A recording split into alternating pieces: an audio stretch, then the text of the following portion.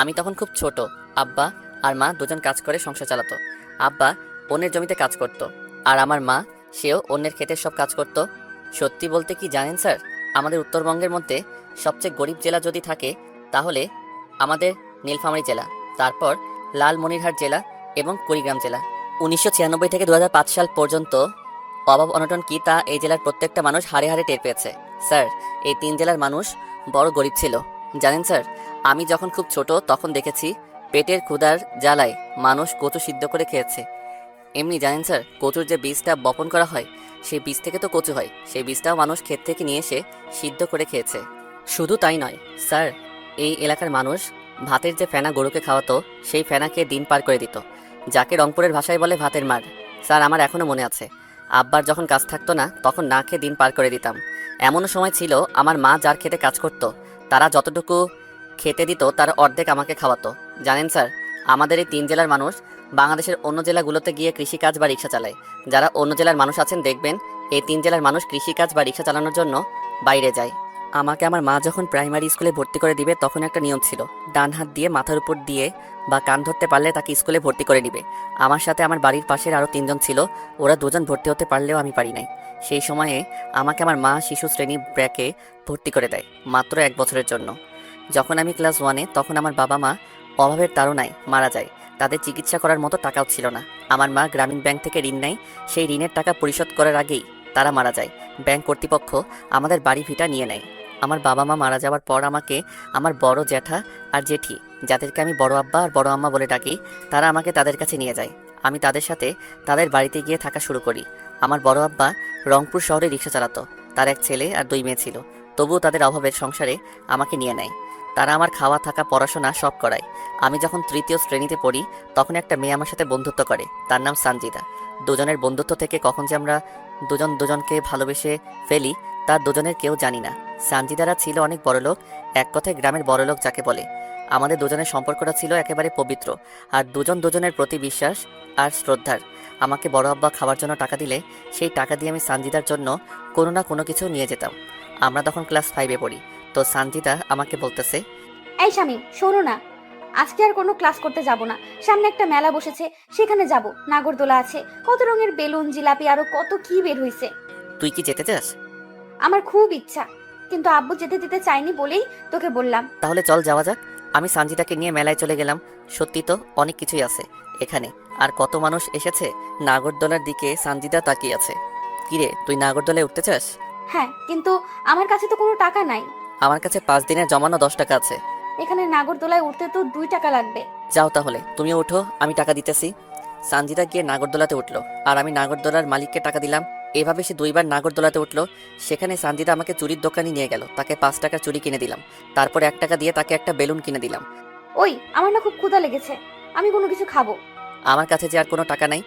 আমি এখান থেকে কোনো খাওয়া পর্যন্ত যেতে পারবো না। কি করি এখন, আমার কাছে তো কোনো টাকা নাই। তাই জিলাপির দোকানে গিয়ে দোকানের মালিককে বললাম তার কোনো কাজের লোক লাগবে কিনা। দোকানদার বলল লাগবে। তখন তাকে বলল আমাকে কিছু জিলাপি আর সিঙ্গারা দিতে, তাহলে তার সব কাজ করে দিব। তখন দোকানদার জিলাপি আর সিঙ্গারা আমাকে দিল। আমি সানজিদাকে সেই দোকানে বসিয়ে সেগুলো খেতে দিলাম, আর আমি কাজে লেগে পড়লাম। সানজিদার খাওয়া শেষ হলে মালিককে বলে সানজিদাকে এগিয়ে দিলাম কিছু দূর। সেখান থেকে আবারও দোকানে চলে আসলাম, এসে আবারও কাজে লেগে গেলাম। যতক্ষণ মেলা ছিল ততক্ষণ পর্যন্ত কাজ করেছি। কাজ শেষ হলে আমাকে 10 টাকা আর কিছু বেঁচে যাওয়া জিলাপি দিল মালিকটা। প্রায় রাত হয়েছে, তখন বাড়িতে গেলাম। গিয়ে দেখি বড় আব্বা আর বড় আম্মা আমার জন্য অপেক্ষা করতেছে। আমাকে বাড়িতে যাওয়াই তারা আমার কাছে এগিয়ে এলো। সব জায়গাতেই খোঁজ করলাম, তোকে পেলাম না। এলাকার ছেলেগুলোকেও জিজ্ঞাসা করলাম, কেউ কোনো কিছুই বলতে পারলো না। কোথায় ছিলি সারাদিন? ওই যে ওই পাড়ার বড় মাঠে মেলা বসেছে, সেখানে গিয়েছিলাম একটু। তোর হাতে এসব কি? বড় আম্মা জিলাপি। জিলাপি কেনার টাকা কোথায় পেলি তুই? তোর কাছে তো কোনো টাকাও নাই, তাহলে এসব কেমন করে পেলি? ওইখানে একটা জিলাপির দোকান ছিল, সেখানে নাকি কাজ করার কেউ ছিল না, তাই কাজ করে দিলাম। তার বিনিময়ে এই 10 টাকা আর এই জিলাপিগুলো দিছে। তোকে আমি কাজ করতে বলেছি নাকি? তোকে খাওয়াই না, টাকা দেই না, কাপড় দেই না? দেও তো। কিন্তু লোকটার কষ্ট সহ্য করতে না পেরে তো তার কাজ করে দিয়েছি। বাবা, আমার নিজের ছেলে মেয়ে তো পড়াশোনা করতেছে, তুই অন্তত পড়াশোনা কর। তোর বাপ মায়ের মতো কি মূর্খ থাকবি? তুইও সারা জীবন আমাদের মতো গরিব থাকবি? জীবনে বড় হতে হবে না? আর এমন করবো না বড় আম্মা, যা টিউবওয়েলে গিয়ে গোসল করে আয়, একসাথে খাবো সবাই। আমি গিয়ে গোসল করে এসে সবার সাথে খেতে বসলাম। খাওয়া শেষ করে একটু পড়তে বসলাম। পড়া শেষ করে ঘুমিয়ে গেলাম। পরের দিন স্কুলে গিয়ে দেখি সানজিদা স্কুলে আসে নাই। তার একটা বান্ধবীকে দিয়ে চিঠি পাঠিয়েছে সে আসবে না জানিয়ে। স্যার ক্লাস করাতে আসলে প্রথমে এসেই কোনো না কিছু বলে আমাকে এলোপাতাড়ি মারতে থাকলো। মারা শেষ করে বলতেছে, তুই সঞ্জিদাকে নিয়ে কেন মেলায় গিয়েছিলি? স্যার এমন ভুল আর করবো না। জানিস কালকে সঞ্জিদার বাপ স্কুলে এসে সঞ্জিদাকে না পেয়ে আমাদেরকে কত কথা শুনিয়ে গেছে। তোকে কালকে পেলে তো মেরেই ফেলতো। আমি তো কোনো কিছু করি নাই স্যার। তুই কেন করিস না বলতেছি? সঞ্জিদার কাছ থেকে নাকি 100 টাকার নোট নিয়েছিস। আমি কোনো টাকা নেই নাই স্যার। আর আপনাকে কে বলেছে সব কথা? সঞ্জিদা নিজেই বলেছে তুই নাকি জোর করে সঞ্জিদাকে মেলাতে নিয়ে গিয়ে নাগরদোলায় চুড়ি আর জিলেপি কিনে দেওয়ার নাম করে তার কাছ থেকে 100 টাকা নিয়েছিস। আমি আর কোনো কিছু বললাম না। আমার চুপ থাকা দেখে স্যার আমাকে আরও কয়েক ঘা বেত মারলো। তারপর পুরা ক্লাস আমাকে কান ধরে এক পায়ের উপর দাঁড় করে রেখেছে। আমার তখন অনেক কষ্ট হচ্ছিল, তবে এটা ভেবে শান্তি পাচ্ছি যে সানজিদা কোনো মার খায়নি। স্যারের ক্লাস শেষ হলে ম্যাডাম আসলো, তিনিও আমাকে অনেকগুলো কথা শোনালো। যাওয়ার সময় তো তিনি আমাকে চোর বলে গেল। তো এভাবে আমাদের দিন যেতে থাকে। কেউ যদি স্কুলে না আসি তাহলে কাউকে দিয়ে চিঠি পাঠিয়ে দেই, অথবা কোথাও দেখা করতে চাইলেও কাউকে দিয়ে চিঠি পাঠিয়ে দিয়ে সেই জায়গায় গিয়ে দেখা করতাম। আমরা যখন 5-এর ফাইনাল পরীক্ষা দিব সেই সময় সানজিদা আমাকে বলে তাকে নাকি একটা নতুন জামা কিনে দেওয়া লাগবে। দেখেন আমি তখনও ছোট, কোনো কাজ কাম জানি না। এদিকে সানজিদাও চেয়েছে তাকে নতুন একটা জামা দেওয়া লাগবে পরীক্ষা উপলক্ষে। তাই বড় আব্বাকে বললাম আমি তো পরীক্ষা দিব, আমার কিছু টাকা লাগবে, নতুন কাপড় কিনবো। তখন বড় আব্বা আমাকে সাথে করে দোকানে গিয়ে কাপড় নিয়ে দিতে চাইলে আমি তাকে মিথ্যা বললাম। আমার বন্ধু বান্ধবীরা যাবে, আমিও তাদের সাথে গিয়ে জামা কিনবো। বড় আব্বাও আমাকে টাকা দিয়ে দিল। বড় আব্বার কাছ থেকে টাকা নিয়ে পরের দিন আমি সানজিদাকে নিয়ে কাপড়ের দোকানে গেলাম। সানজিদা ওর পছন্দ মতো একটা জামা নিল আর আমার কোনো কিছু নেওয়া হলো না। সেখান থেকে সানজিদাকে তার বাড়িতে পৌঁছে দিলাম। আমি বাড়ি আসার পর বড় আব্বা বলতেছে, কিরে শার্ট কই? আমি না টাকা হারিয়ে ফেলেছি। মিথ্যা বলে কাঁদতে লাগলাম। তার জন্য কান্না করা লাগবে নাকি? দরকার হলে আমি তোকে আবার নিয়ে দিব শার্ট। আমার আর কোনো কিছু লাগবে না বড় আব্বা। এইসব পুরাতন কাপড় পরে পরীক্ষা দিবি? ঈদে তো কিনে দিলে, পুরাতন হলো কেমন করে? আচ্ছা ঠিক আছে। তারপর শুরু হলো পরীক্ষা। সানজিদার সাথে প্রতিদিন তার বাবা মা ভাই বোন আসে, আর আমি একাই যাই একাই আসি। ভাগ্যক্রমে সানজিদার সিট আমার সিট একসাথে। প্রথম বাংলা পরীক্ষা ভালো করে দিলেও পরে ইংরেজি আর গণিত পরীক্ষার খাতায় সানজিদা কিছুই লিখতে পারে না। সানজিদা খাতা নিয়ে কান্না করতেছে, তাই আমি নিজে খেলা বাদ দিয়ে সানজিদার খাতায় লিখে দেই আর আমি পরে লিখি। এইভাবে প্রত্যেকটা পরীক্ষা আমরা এভাবে দেই। রেজাল্ট বের হলে সানজিদা ট্যালেন্ট পুলে বৃত্তি পায় আর আমি শুধু পাশ করি। সানজিদা বৃত্তি পাওয়াতে ওর বাবা পুরা গ্রামের মানুষকে মিষ্টিমুখ করায়।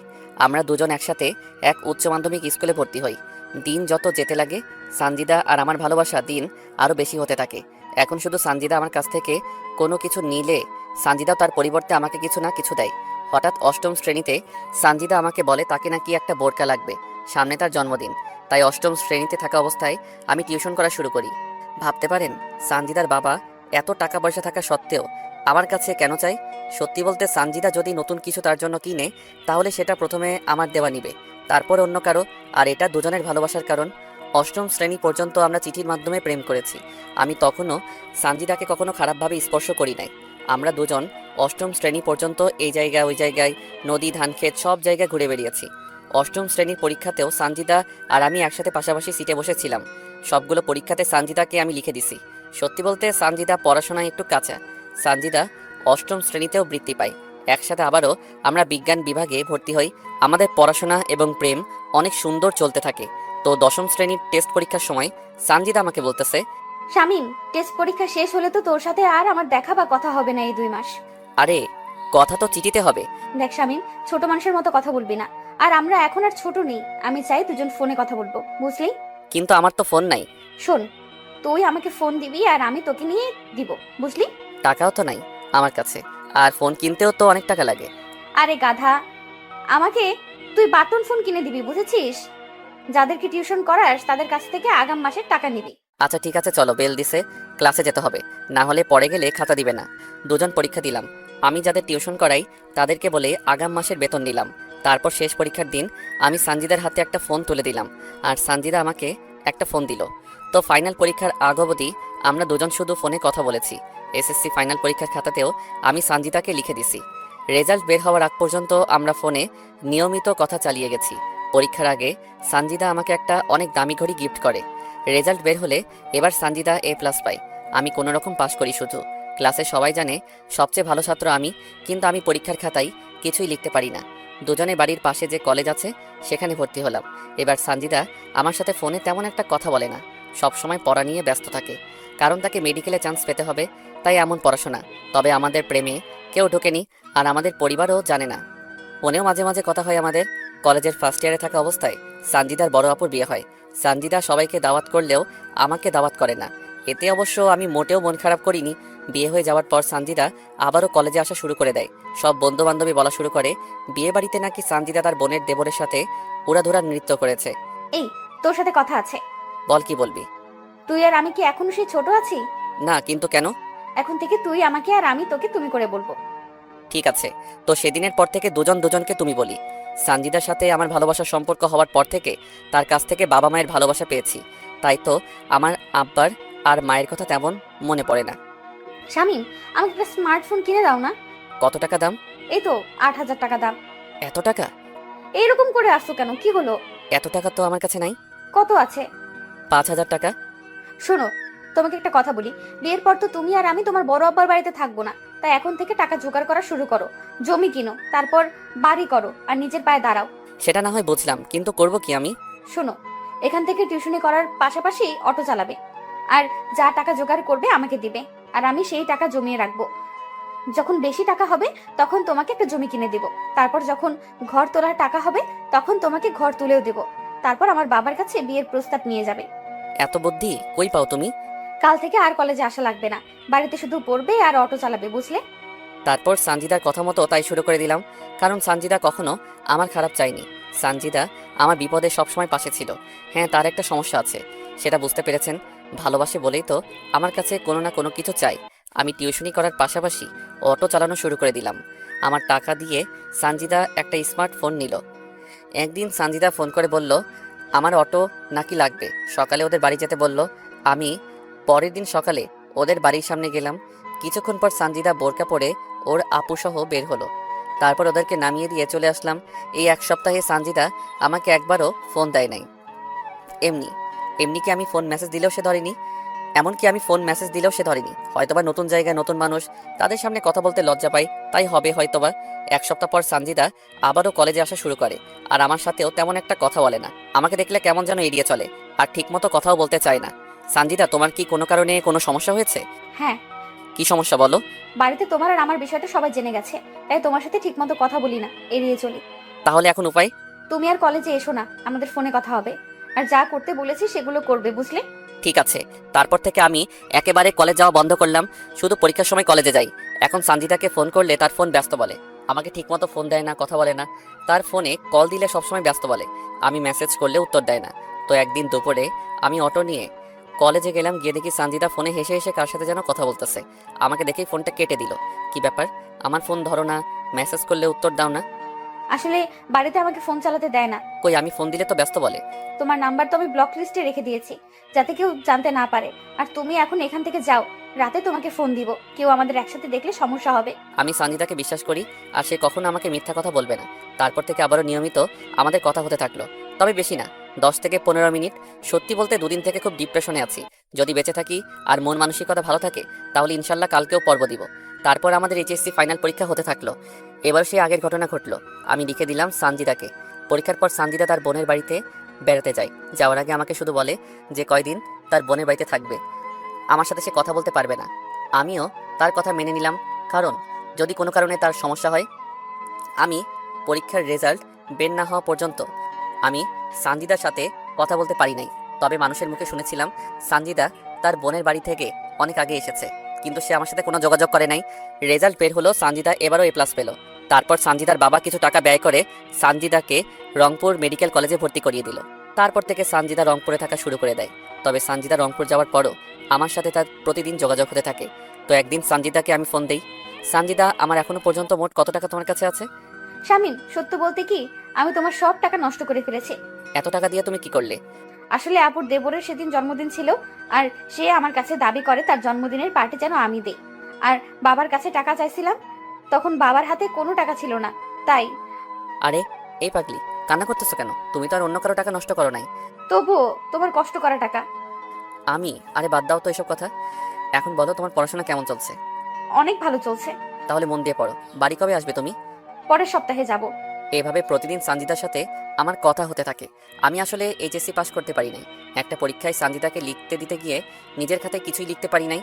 আমি অটো চালিয়ে যা টাকা পাই তা সানজিদার হাতে তুলে দেই, আর টিউশন করে যা পাই তা বড় আম্মার হাতে তুলে দেই। এখনো পর্যন্ত বড় আম্মার কাছে আমার দেওয়া 20,000 টাকা আছে। আর আমি সানজিদাকে এই 2 বছরে প্রায় 1.5 লক্ষ টাকা দিয়েছি। এক সপ্তাহ পর সানজিদা গ্রামে চলে আসলো। এসেই সানজিদা সেই দিঘির পাড়ে আমাকে দেখা করতে বলল। আমি গিয়ে দেখি সানজিদা আগে থেকেই সেখানে বসে আছে। আমি যাওয়া মাত্র সানজিদা তার ওড়না দিয়ে আমার কপালের ঘাম মুছে দিতে লাগলো। আরে কি করছো তুমি?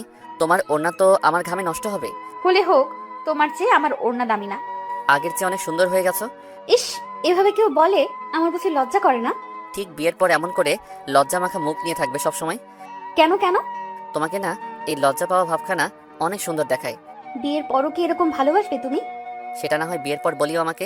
জানো শামিম, এখন না প্রতি মুহূর্ত তোমাকে অনেক মিস করি আমি। তোমাকে ছাড়া ওই শহরে আমাকে একা থাকতে মোটেও ভালো লাগে না। আরে পাগলি, তোমাকে বড় ডাক্তার হতে হবে যে। জানো শামিম, মাঝে মাঝে ইচ্ছে হয় তোমার বুকে মাথা রেখে ঘুমাই। আল্লাহ যদি চায় একদিন সেই ইচ্ছা তিনি পূরণ করে দিবেন। বিয়ের পর তোমাকে আর কোনো কষ্ট করতে হবে না। এমনিতেই সেই ছোট থেকে অভাব অনটনের মাঝে বড় হয়েছো। কত কষ্ট করে পড়াশোনা করেছো। বিয়ের পর আমি ডাক্তারি করব, আর তুমি আমাদের সন্তানগুলোকে সামলাবে। এতে লজ্জা পাওয়ার কি আছে? তুমি কি জানো না, মেয়েদের একটু বেশি লজ্জা, আর লজ্জা নারীর ভূষণ। বুঝলে পাখি? জি বুঝেছি। টাকার কথা সেদিন কেন বলেছিলে? একজন রাস্তার সাইডে জমি বিক্রি করতে চাইছে তাই বলেছিলাম। ইস, আমার কারণে তোমার জমি কিনা হলো না। আরে ধুর, বাদ তো, টাকা গেছে তাতে কি, আবারও আসবে ইনশাল্লাহ। সত্যিই তুমি অনেক ভালো। এই ভালোটা তোমার ভালোবাসা পাওয়ার জন্য। সেখানে দুজন আরও অনেক কথা বলেছি। তারপর বিকালে বাড়িতে চলে গেছি। সানজিদা যে কয়দিন গ্রামে ছিল প্রতিদিন আমার সাথে দেখা করতো, কথা বলতো। তার বাড়ি থেকে আমার জন্য খাবার নিয়ে আসতো। সানজিদা আবারও শহরে চলে গেল। তবে একটা জিনিস মানতে হবে, সানজিদা আমাকে অনেক ভালোবাসে। সানজিদা রংপুর চলে যাওয়ার পরও আমি অটো চালাতে লাগলাম। এর মধ্যে আমার বড় আব্বার বড় মেয়ের বিয়ে হয়ে যায়। আমি সে সময় নানা রকমভাবে ব্যস্ত থাকি, তাই সানজিদার সাথে আমার কোনো কথা হয় না। সানজিদা দেখতে দেখতে প্রথম বর্ষে ভালো রেজাল্ট করে দ্বিতীয় বর্ষে ওঠে। এর মাঝে সানজিদা অনেকটা বদলে যায়। এখন আমার সাথে সানজিদা তেমন কথা বলে না। আমি ফোন দিলে বলে সে নাকি তার পড়াশোনা নিয়ে ব্যস্ত। সানজিদা মাঝে মাঝে ফোন দিয়ে বলে আমার যে টাকা তার কাছে জমানো আছে সে টাকাগুলো সে নাকি তার টিউশনে ব্যয় করতেছে। আমিও আর তাকে কোনো কিছু বলি না, কারণ যেহেতু সে মেডিকেলে পড়তেছে আবার আমি রোজগার করতেছি, সেহেতু কোনো সমস্যা হবে না। তো একদিন আমি এক দোকানদারের মাল নিয়ে আসার জন্য অটো নিয়ে রংপুরে যাই। হঠাৎ লক্ষ্য করি সানজিদার মতো একটা মেয়ে বোরকা পরে একটা ছেলের সাথে দাঁড়িয়ে আছে। ছেলেটা আমার অটো দাঁড় করালো, তারপর দুজনেই আমার অটোতে উঠে বসলো। আমি বারবার লুকিং গ্লাসে মেয়েটাকে দেখতে থাকলাম। মেয়েটা দেখতে সানজিদার মতো, কিন্তু মুখ ঢেকে রাখার কারণে বুঝতে পারতেছি না। কিন্তু আমি তো জানি এই সময় সানজিদা তার ক্লাসে আছে। না না, এটা সানজিদা হতে পারে না। আমার সানজিদা আমাকে ছাড়া অন্য কারোর সাথে থাকতে পারে না। আমি ওদেরকে একটা আবাসিক হোটেলে নামিয়ে দিয়ে মাল নিতে গেলাম। তবে এই বিষয়টা মাথা থেকে ঝেড়ে ফেলতে পারতেছি না। কিন্তু মেয়েটার চোখ বলতেছিল মেয়েটা ভয় আছে। না না, ওটা কখনো সানজিদা হতে পারে না।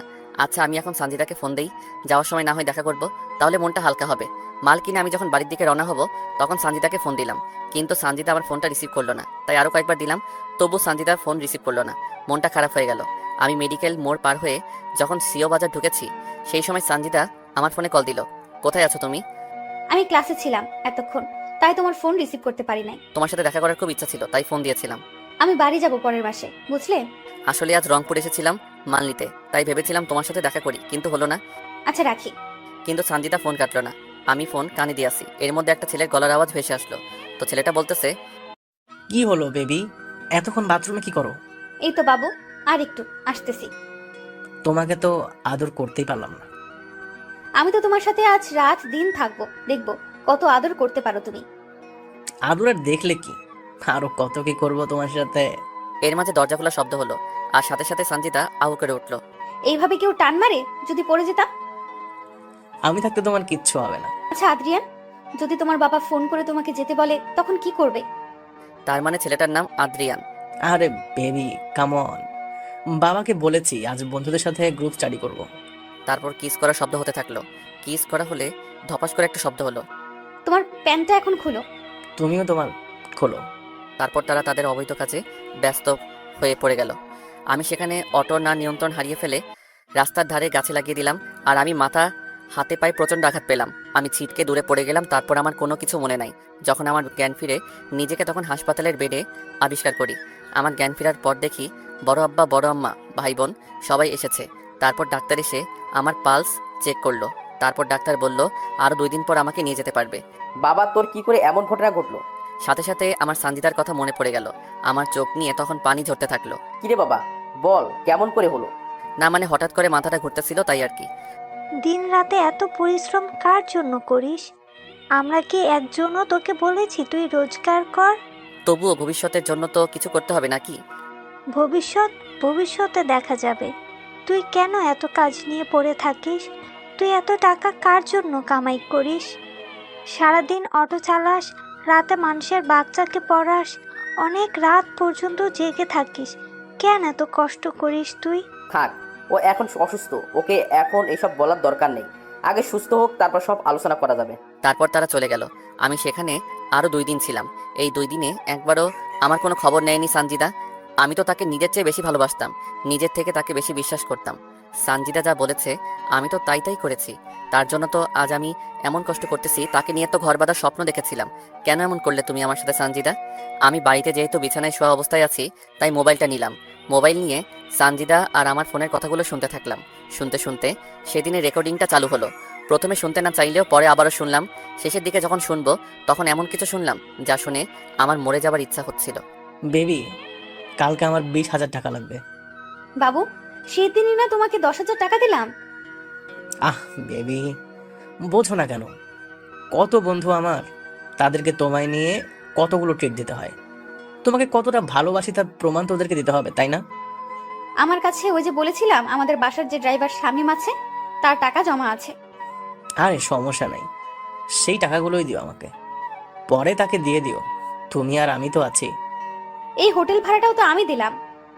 আমার কাছে টাকা নাই দেখে খোটা দাও তুমি? এসব কি বলো তুমি? খোটা কেন দিব তোমাকে? তা নয় তো কি? খোটা দিলে নিশ্চয়ই এই নিয়ে 17 বার তোমার সাথে হোটেলে রুম ডেট করতে আসতাম না। তুমি তো আমাকে অনেক ভালোবাসো, তাই তো আমি যা বলি তাতেই রাজি হয়ে যাও। তুমি কি আমাকে ভালোবাসো না? শুধু তোমাকে না, তোমার শরীর, দেহ আর তোমার এটা ওটা এইটা এগুলো সবকে ভালোবাসি বেবি। তাই তো তোমাকে সবসময় আদর করতে ইচ্ছা করে। জানি বাবু, তাই তো সব সময় দুষ্টুমি করতে চাও তুমি। তুমি কিন্তু দিন দিন খুব দুষ্টু হয়ে গেছো। আমার যেখানে সেখানে দাঁত বসিয়ে দাও। আমি আর শুনতে পারলাম না এমন সব নোংরা কথা তারা বলতেছিল। তার মানে আমি অ্যাক্সিডেন্ট করার পরও ফোন কাটে নাই সানজিদা। সানজিদা এতটা খারাপ হলো কেমন করে? সানজিদা তো এমন ছিল না। ভালোবাসলে যে এত কষ্ট পেতে হয় তা তো জানতাম না। কেন আমার সাথে বেইমানি করলো সানজিদা? আমার তো কোনো স্বার্থ ছিল না। তাকে আপন করে পাওয়ার জন্য কত কি নাই করতেছি। সে তো আমার সুখ দুঃখের সাথী ছিল। তার ভালোবাসা পেতো। আমার আব্বা মায়ের ভালোবাসার কথা ভুলে গেছিলাম। তাকে আপন করে পেতে তো আমি তার জন্য অনেক কিছু করেছি, অনেক কিছু সহ্য করেছি। সে কেন এসব কাজে লিপ্ত হলো? সে কেন আমার সাথে এরকম করলো? প্রায় 20 দিনের মতো আমার সুস্থ হতে লাগলো। প্রায় মাসখানেক পর সানজিদা তার কিছু বান্ধবীকে নিয়ে তাদের বাড়িতে এলো। তারা যখন গ্রাম ঘুরতে বের হলো তখন আমি সানজিদার সাথে কথা বলার জন্য তাদের কাছে গেলাম। আমি প্রায় তখন সানজিদার কাছে গেলাম, তখন শুনতে পেলাম, আচ্ছা সঞ্চিতা, তুই আদ্রিয়ান ভাইয়াকে কেন ভালোবাসা শুরু করে দিলি? আরে আদ্রিয়ানের বাবা একজন বড় ডাক্তার, আবার তার নিজের একটা ক্লিনিক আছে। তাই বলে শামীমের ভালোবাসা ভুলে যাবে? শামীমের কি আছে? শামীম আমাকে কি দিতে পারবে? আর আদ্রিয়ানের বাবার অনেক টাকা আছে আর ক্লিনিক আছে। আর আমার আদ্রিয়ানকে চাই, তাহলে সারা জীবন পায়ের উপর পা তুলে খেতে পারবো আর ডাক্তারও হব। আমার জানা মতে আদ্রিয়ান ভাইয়া তোকে ভালোবাসে না, আর আদ্রিয়ান ছেলে হিসেবেও ভালো না। আদ্রিয়ানকে তোদের চেয়ে আমি ভালো করে চিনি। আর আদ্রিয়ানকে দেখেছিস? সে কত হ্যান্ডসাম, কত স্মার্ট। আর শামীমের কি আছে? না চেহারা আছে, না আছে বাড়ি, না আছে গাড়ি, না আছে টাকা। শামীমের কোনো না থাকলেও তার টাকা দিয়ে চলতেছিস তুই। আর আদ্রিয়ান, একদিন দেখবি আদ্রিয়ান তোকে ছুঁড়ে ফেলে দেবে, তোর সব শেষ করে দিবে, রাস্তায় নেমে দেবে। একটা কথা বলতো, এই পর্যন্ত কি আদ্রিয়ান তোর জন্য কোনো টাকা ব্যয় করেছে? না। তোর যেদিন টাকা শেষ হবে তোকেও ছেড়ে দে, আর একজনকে সে ধরবে। চুপ কর তো, বেশি বলিস তুই। শোন, আমাকে আর এসব বলবি না। তাহলে শামীম? শামীমকে চিনি না, আর তাকে ভালোবাসা যায় না, কাজের ছেলে বানানো যায়। আমি সানজিদার এমন কথা শুনে তার কাছে আর গেলাম না। সেখান থেকে বাড়ি চলে আসলাম। কিন্তু সানজিদার কথা ভুলতে পারলাম না। তাকে তো অনেক ভালোবাসি, তাকে তো অনেক বিশ্বাস করতাম। আমাকে যদি ভালো নাই বা বাসতে তাহলে তো আমাকে আগে বলতে পারতো, সানজিদা আজ টাকা গাড়ি বাড়ি নাই দেখে আমাকে নিয়ে তুমি খেললে। আজ আমাকে তোমার বাড়ির কাজের লোক বলতে পারলে। আজ আমাকে ছেড়ে আর একজনের বুকে মাথা রেখে রাত কাটাও। আমি তোমাকে তো কোনোদিনও তোমার অনুমতি ছাড়া তোমার হাতটাও ধরি নাই। আর তুমি কিনা আজ অন্যের কাছে নিজেকে বিলিয়ে দিলে। আজ আমার সমস্ত কষ্টের টাকা তুমি আনন্দ ফুর্তি করে শেষ করে দিলে। একবারও কি আমার কথা মনে পড়ে নাই? একবারও কি আমার কষ্টটা তোমার চোখে ভেসে উঠলো না? কি করে পারলে আমার জীবন নিয়ে খেলা করতে? কি করে পারলে আমার পবিত্র ভালোবাসা এভাবে শেষ করে দিতে? আমি আবারও অটো চালানো শুরু করে দিলাম। এখন আর আমি সানজিদাকে ফোন করি না, তার কাছে টাকা জমা রাখি না। আমার পরিশ্রমের টাকা আমার বড় আমার হাতে দেই। তিনি এখন আমার টাকা জমিয়ে রাখতেছে। সানজিদাকে ভুলে থাকার জন্য সব সময় ব্যস্ত থাকি, কিন্তু তাকে ভুলতে পারি না। কেন জানি মনটা বারবার তাকে দেখতে চাই, ভালোবাসা পেতে চাই। আমার যে তাকে ছাড়া চলতেছে না, আমার যে সানজিদাকে লাগবেই। শত চেষ্টার পরও সানজিদাকে ভুলতে পারলাম না। প্রতিনিয়ত সানজিদার কথা মনে পড়ে। সত্যি বলতে সেই স্কুল জীবন থেকে কলেজ জীবন পর্যন্ত তার সাথে ছিলাম, তার কাছ থেকে ভালোবাসা শিখেছি। এই সানজিদার সাথে সব জায়গাতে ঘুরে বেরিয়েছি। সানজিদা যখন তার ওড়না দিয়ে আমার শরীরের ঘাম মুছে দিত, তখন পৃথিবীর সৃষ্ট সুখী মনে হয়েছিল নিজেকে। যখন নিজ হাতে খাইয়ে দিত, মনে হতো যেন আমাকে অমৃত খাইয়ে দিতেছে। আমার বিপদে সবসময় তো পাশে ছিল, আমার কষ্ট তো সহ্য করতে পারতো না। না, আমার সানজিদা আমার সাথে কোনো অন্যায় করতে পারে না। আর যদি সে সত্যি সত্যি অন্যায় কাজ করেও থাকে, তবুও সব ভুলে গিয়ে তার সাথে নতুন করে সব শুরু করব। আমাকে এই দুনিয়াতে তো সানজিদা অনেক ভালোবাসে। আমার মন বলতেছে সানজিদা ঠিক আমার কাছে ফিরে আসবে। মানুষ তো জীবনে অনেক অন্যায় করে, অনেক ভুল করে, না হয় সানজিদাও করেছে। এইভাবে অনেক দিন চলে যায়, যা গণনার বাইরে। তবুও সানজিদা বাড়িতে আর আসে না। আর আমি সানজিদাকে ফোন দিলেও সানজিদা ফোন ধরে না। আমি তবুও আশা ছেড়ে দেই না, আমার শুধু তাকে লাগবে। সানজিদার সাথে আমার আর কোনো দেখা কথা বলা হয় না প্রায় 6 মাস। আমি তার আশাতে প্রতিনিয়ত থাকি। মন বলে সে আসবে, পরক্ষণে মন আবার বলে সে তো এখন অন্য কারো, তাহলে আমার কাছে আসবে কেন? মনে ভাবনা ছিল প্রেম মহান, কিন্তু সানজিদা শিখিয়ে দিল টাকা প্রধান। হয়তো আজ আমার কোনো কিছু নাই, আমি এতিম, তাই হয়তো সে আমার থেকে চলে গিয়ে অন্য কারো হাত ধরেছে। মনে ভাবনা ছিল একই বৃন্তে হব দুটি ফুল, কিন্তু সে আজ অন্য কারো। শত চেষ্টা করেও সানজিদাকে আমি ভুলতে পারি নাই। প্রতিদিন তার চিন্তা, তার কথা মাথায় ঘুরপাক খায়। চাইলেও কি তাকে ভুলে থাকা যায়? তাকে তো আমি অনেক বেশি ভালোবাসি। হয়তো সে অন্য কারো বুকে তার ভালোবাসা খুঁজে। তো প্রায় 8 মাস যাওয়ার পর হঠাৎ একদিন সানজিদা আমাকে ফোন দিল। আমি তো ফোনে সানজিদার নাম দেখে অবাক। আমি ভাবতে পারিনি সানজিদা আমাকে ফোন দিবে।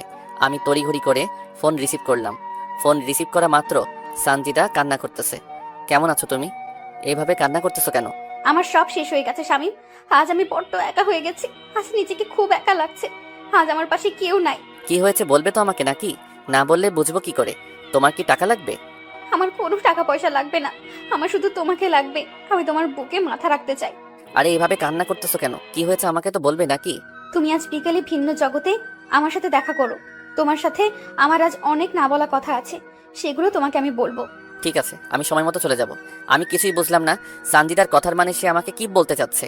তবুও এতদিন পর যেহেতু ফোন করেছে, আবার দেখা করতে বলতেছে, আমাকে তো অবশ্যই যেতে হবে তার কাছে। হোক না সে আমাকে ভালো না বাসে, কিন্তু আমি তো তাকে ভালোবাসি। আমি সানজিদার কথা মতো ভিন্ন জগতে চলে গেলাম। আমি গিয়ে সেখানে নালার এক সাইডে বসে থাকলাম। আমি ভিন্ন জগতে যাওয়ার প্রায় ঘন্টাখানেক বাদে সানজিদা চলে আসলো। সাথে আরো 2টা মেয়ে আছে। ওরা এসে আমার পাশে বসলো। আমি সানজিদার দিকে তাকিয়ে দেখলাম মুখটা শুকিয়ে গেছে আর চোখগুলো তলিয়ে গেছে। মুখের উজ্জ্বল ভাব আর আগের মতো নাই, কেমন যেন কালো কালো হয়ে গেছে। তা তোমার চেহারার এই অবস্থা কেন? আমি ঠিক আছি, কিন্তু তুমি এমন হয়ে গেছো কেন? আমি কেমন করে ভালো থাকি বলো? তুমি আজ অন্য কারো। সানজিদা এবার আমার দিকে চোখ বড় বড় করে তাকালো। হয় ভাবতে পারতেছে না আমি কেমন করে জানলাম। ওভাবে তাকিয়ে লাভ নাই, আমি সব জানি। মানে কেমন করে? মনে আছে তুমি আর তোমার বয়ফ্রেন্ড আমার অটো করে আবাসিক হোটেলে গিয়েছিলে? তারপর বাড়ি ফেরার পথে তুমি আমাকে ফোন দাও এবং ফোন না কেটে তোমার বয়ফ্রেন্ডের সাথে কি কি করো, কি কি বলো সব শুনি। তুমি সব শুনেছো? জানো সেই সময় আমি অ্যাক্সিডেন্ট করে হাসপাতালে ভর্তি হই। কি, তুমি হাসপাতালে ভর্তি ছিলে? জানো তো সেখানেও তোমার কথা বারবার মনে হয়েছিল। তোমাকে না ভুলতে পারি নাই আমি, তাই তো তোমার কথা সবসময় মনে হতো। জানো যেদিন তোমার বান্ধবীকে বলেছিলে তুমি আমাকে ভালোবাসো না, তুমি ভালোবাসো ওই টাকাওয়ালা ডাক্তারের ছেলেকে, সেদিন না পৃথিবীতে নিজেকে বড্ড একা একা লাগছিল। যেদিন শুনেছি ওই ছেলের সাথে তুমি 20 বার হোটেলে রুম ডেট করতে গিয়েছিলে, সেদিন না আমার দেহের আত্মাটার মরণ হয়ে গেছে। আমি ভুল করেছি, আমাকে ক্ষমা করে দাও। আমি আর জীবনেও তোমাকে ছাড়া অন্য কাউকে ভালোবাসবো না। তুমি যা বলবে তাই শুনবো। আমার কথা বা কবে শুনেছো তুমি? আমি না তোমার দেহটাকে ভালোবাসি নাই, তোমার বুকের ভেতর যে সুন্দর মনটা ছিল সেটাকে ভালোবেসেছিলাম। তুমি কেমন করে আমাকে ঠকিয়ে অন্য কারো বিছানায় সঙ্গী হও? একবারও কি এই এতিম অসহায় ছেলেটার কথা মনে পড়ে নাই? তোমার ভালোবাসা পেয়ে তো আমার নিজের মরা বাবা মাকে ভুলে গিয়েছিলাম। তোমার সাথে ঘর বাঁধবো বলে তো নিজের পড়াশোনার ক্যারিয়ার নষ্ট করে তোমার কথা মতো পরিশ্রম করা শুরু করে দিলাম। হাজারো স্বপ্ন দেখিয়েছো, কিন্তু সবকিছু নিমিষে শেষ করে দিয়েছো তুমি। আবারও নতুন করে আমরা স্বপ্ন দেখব, আবারও নতুন করে বাঁচতে শিখবো আমরা। যেখানে আমার ভালোবাসার আত্মাটা মরে গেছে, সেখানে আবার নতুন করে স্বপ্ন দেখবো, তা কি করে হয়? আমি তো সব দোষ করেছি, আমি তো সব ভুল করেছি। তুমি তো কোনো দোষ করো নাই, তুমি তো কোনো ভুল করো নাই, তাহলে কেন তোমার আত্মা মরে যাবে? যেখানে আপনজন অন্য কাউকে পেয়ে আমাকে ভুলে যায়, অন্য কারো ভালোবাসা পেয়ে আর একজন ঠকায়, সেখানে কেমন করে বেঁচে থাকি? একটাবারও কি খবর নিয়েছো বেঁচে আছি নাকি মরে গেছি? একবারও কি জানতে চাইছো আমার মন কি চাই, কি বলে? তোমার কোন ইচ্ছাটা পূরণ করি নাই? তোমার জন্য তো নিজেকে শেষ করে দিয়েছি। সব জানি, আমি নিজের স্বার্থের জন্য তোমাকে ব্যবহার করেছি। হ্যাঁ, তোমাকে ধোকা দিয়েছি। হ্যাঁ, তোমার কোনো খবর নেই নাই। হ্যাঁ, তোমাকে অবহেলা করেছি। প্লিজ আমাকে ফিরিয়ে দিও না। এবার না সত্যি সত্যি আমি মরে যাব। তোমাকে খুব চাই, তাই বলে তোমাকে আমার জীবনে দ্বিতীয় কোনো সুযোগ দিতে চাই না। তুমি তোমার বয়ফ্রেন্ডের কাছে চলে যাও। তখন সঞ্জিতার বান্ধবী আমাকে বলতেছে, ভাইয়া, যে ছেলেটার জন্য সানজিদা আপনাকে ছেড়ে গিয়েছিল, আর সেই ছেলেটা সানজিদাকে ভুলে গিয়ে নতুন কারোর সাথে সম্পর্ক শুরু করেছে। আমি বার কি করতে পারি? ভাইয়া, সানজিদা 2বার সুইসাইড করতে চাইছিল, কিন্তু আমরা থাকাই এই যাত্রায় বেঁচে যায়। ভাইয়া, আপনি তো সানজিদার দেহ চান না, তার তো মন চান, তাহলে কেন তাকে গ্রহণ করতে পারতেছেন না? আমার সাথে যে সে আবার বেইমানি করবে না কি গ্যারান্টি আছে? আমাকে যে আবার ধোকা দিবে না তার কি নিশ্চয়তা আছে? আমাকে আবারও অবহেলা করবে না তার কি কোনো নিশ্চয়তা দিতে পারবেন? সাথে সাথে সঞ্জিতা আমার পায়ে লুটিয়ে পড়ল। তোমাকে ছুঁয়ে কথা দিতেছি, তোমাকে ছাড়া আর কাউকে ভালোবাসবো না। তোমাকে আমি অনেক ভালোবাসা দিব। তুমি আর আমাকে কি ভালোবাসা দিবে? দিন রাত তো তুমি ব্যস্ত থাকো, আর আমাকে বাসবে ভালো তুমি? শেষবারের মতো একটা সুযোগ দাও তুমি আমাকে। আমি আর তোমাকে অবহেলা করব না, তোমাকে শুধু ভালোবাসবো। ভাইয়া, আমরা আছি। সানজিদা যা বলতেছে সব সত্য বলতেছে। জানেন ভাইয়া, আজ মাসখানেক থেকে সানজিদা সাহস পাচ্ছে না আপনার কাছে যাবার। সে বারবার বলতেছে সানজিদা আপনার সাথে অন্যায় করে আপনি মেনে নেবেন না। তাই তো আমরা ওকে জোর করে আপনাকে ফোন দিয়ে নিয়ে এখানে আনিয়েছি। আমি কি তার কাছে খেলার পুতুল নাকি? তোদের আগেই বলেছি, এই নষ্টা খারাপ মেয়েকে কোনোদিনও আপন করে নিবে না ও। তোরা তো আমার কথা শুনলি না, আমাকে তো আর কোনো সুযোগও দিল না সে। এই, কে বলেছে তুমি খারাপ? কে বলেছে তুমি নষ্টা? তুমি তো আমার কাছে সেই আগের মতোই পবিত্র। তোমাকে কোথাও যেতে হবে না, শুধু আমাকে একটু ভালোবাসা দিলে হবে। সাথে সাথে সঞ্জিতা কার বান্ধবীর সামনে আমাকে এই প্রথমবার জড়িয়ে ধরলো। আমাকে জড়িয়ে ধরে কান্না করতে থাকলো সঞ্জিতা। এই পাগলি, আর কান্না করতে হবে না, আমি তো আছি। আমি তোমাকে ভালোবাসা দিয়ে তোমার সব অতীত মুছে দিব। তোমাকে আর কাঁদতে হবে না, আমি তোমার পাশে আছি। আমি জানি তো তুমি আমাকে অনেক ভালোবাসো। তারপর সেখানে একটু ঘুরে তারা চলে গেল রংপুরে। সঞ্জিদা এখন নিয়মিত আমার সাথে যোগাযোগ করে, নিয়মিত তার সাথে আমার কথা হয়। সঞ্জিদা একদিন তার বাড়িতে এসে আমাকে নিয়ে একটু ঘুরতে বের হলো। আমরা এলাকাটা একটু ঘোরাফেরা করে আমাদের কলেজের বান্ধবী ইতির বাড়িতে গেলাম। ইতি আমাদেরকে দেখে নাস্তা নিয়ে আসলো, আমরা তা খেলাম। আমাদের দুজনের প্রেমের কথা আমাদের সব বন্ধু বান্ধবীকে জানিয়ে দেই আমরা নিজেই। তারপর ইতি বাইরে গেলে সঞ্জিদা বলতে লাগলো, সত্যি তোমার মতো করে এই পৃথিবীতে কেউ আমাকে ভালোবাসে নাই। তোমার ভালোবাসা পেয়ে আমি আমার কালো অতীত ভুলে গেছি। এখন বুঝেছি দেহের ভালোবাসার চেয়ে মনের ভালোবাসা হাজার গুণ দামি আর পবিত্র। তোমার ভালোবাসা পাওয়ার পর তো আমি নতুন করে বাঁচতে শিখেছি। আমি চাই তুমি খুব দ্রুত আগে বাড়িটা করো, তারপর তোমার ঘরে আমাকে তোলো। এখন অনেক সময় লাগবে, আমার কাছে এখন তেমন কোনো টাকা নাই। কারণ আমার কারণে তোমার অনেক ক্ষতি হয়ে গেছে। আজ আমি তোমাকে অনেক কষ্টের দিকে নিয়ে গেছি। ওসব বাদ দাও তো, ইনশাল্লাহ 1 বছরের মধ্যে নিজের বাড়ি করব। আমি তোমাকে নিয়ে এই জীবন পার করে দিতে চাই। তোমার মাঝে আমার সুখ খুঁজে পেয়েছি আমি। আমিও তোমার সাথে জীবন পার করে দিতে চাই। তোমার সাথে আমি বেঁচে থাকতে চাই, মরে যেতে চাই। সেখান থেকে আমরা চলে আসি। তারপর থেকে আমি আর সঞ্জিতা সময় পেলে দেখা করি, কথা বলি। আমরা দুজন অনেক জায়গায় ঘুরতে যাই। ঠিক স্কুল কলেজ জীবনের মতো শুরু হয়ে গেল। আমরা একে অপরের প্রতি অনেকটা নির্ভর হয়ে পড়ি। দেখতে দেখতে সঞ্জিতার পড়াশোনা প্রায় শেষের পথে আসে। আমিও জমি কিনে বাড়ি করে ফেলি। আমি আবারও আগের মতো বেশি বেশি রোজগার করতে থাকি। অনেক বড় ঘরের মেয়ে সঞ্জিতা, তাকে তো একটু হলেও ভালো রাখতে হবে। সে তো এখন বড় ডাক্তার হচ্ছে, তাকে ভালোভাবে দেখাশোনা করা লাগবে। তো একদিন রাতে সঞ্জিতা আমাকে ফোন দিল। আজ এত রাতে ফোন দিলে যে, কোনো কি সমস্যা তোমার? আমার না কিছু টাকা লাগবে, অনেক প্রয়োজন। কত টাকা লাগবে তোমার? এই তো 30,000 টাকা লাগবে আমার। কালকে তোমাকে দিয়ে দিব। তুমি সত্যি অনেক ভালো, তুমি সত্যি আমাকে অনেক বেশি ভালোবাসো। তোমার জন্য যদি জীবন দিতে পারি, এটা কোনো ব্যাপার হলো? আচ্ছা তাহলে ঘুমাও, কালকে তোমার সাথে কথা হবে। সঞ্জিতা ফোন কেটে দিল। আমিও ঘুমিয়ে গেলাম। পরের দিন বড় আম্মার কাছ থেকে টাকা নিয়ে চলে গেলাম সঞ্জিতার কাছে। আমি ওর হোস্টেলের সামনে অটো দাঁড় করিয়ে সঞ্জিতাকে ফোন দিলাম। সঞ্জিতার সাথে সাথে হোস্টেলের বাইরে চলে এলো। আমি সঞ্জিতার হাতে টাকা দিয়ে দিলাম। তুমি আজ এই টাকা দিয়ে আমার যা উপকার করলে আমি তা তোমাকে বলে বোঝাতে পারবো না। তোমার সামান্য কাজে আসতে পেরেছি, এটাই অনেক। তোমাকে সাহায্য করবো না তো কাকে সাহায্য করব? তুমি ছাড়া আমার জীবনে বা আর কে আছে? তোমার মতো একজনকে পেয়ে আমি সত্যি অনেক খুশি। তোমার মতো করে কেউ ভালোবাসতে পারবে না। তোমাকেও পেয়ে আজ অনেক খুশি আমি। সেদিন সঞ্জিতাকে টাকা দিয়ে বাড়ি চলে আসলাম আমি। আমার সাথে সঞ্জিতার ভালোবাসা গভীর থেকে গভীরে যেতে থাকলো। আমি এখন অনেকটা সঞ্জিতা নির্ভর হয়ে গেছি। আমার এখন দিনরাত সঞ্জিতা ছাড়া চলে না। সঞ্জিতাকে টাকা দেওয়ার পর 2 দিন সঞ্জিতার সাথে আমার কথা হয়।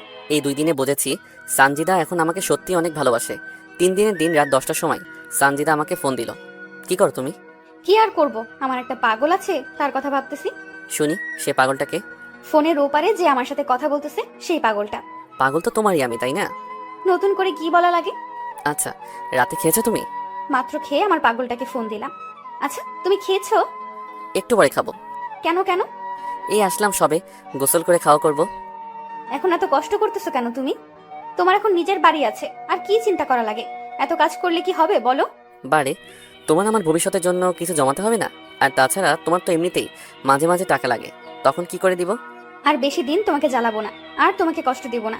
আর মাত্র কয়েকটা মাস চলে গেলে আমি পুরো দমে একজন ডাক্তার হব। তখন আর তোমার কাছ থেকে টাকা নিব না, তোমাকে কোনো কাজও করতে দিব না। কাজ না করলে কি করব আমি? তুমি শুধু আমাকে ভালোবাসবে আর আমার সাথে থাকবে, বুঝলে? আমি একাই কি ভালোবেসে যাব? তুমি আমাকে ভালোবাসবে না? তোমার কি এই বিষয়ে কোনো সন্দেহ আছে?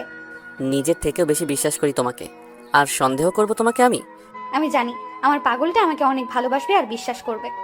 তুমিও তো আমার থেকে আমাকে কম ভালোবাসো না। সানজিদার সাথে আরো নানা রকম বিষয় নিয়ে আমার কথা হলো। শেষে সানজিদা আমাকে বলল, এই শোনো, কালকে আমাদের ব্যাচের ছেলেমেয়েরা কক্সবাজার যাব। কেন যাবে হঠাৎ? মেডিকেলের কিছু প্র্যাকটিক্যাল আছে সেই বিষয়ের জন্য।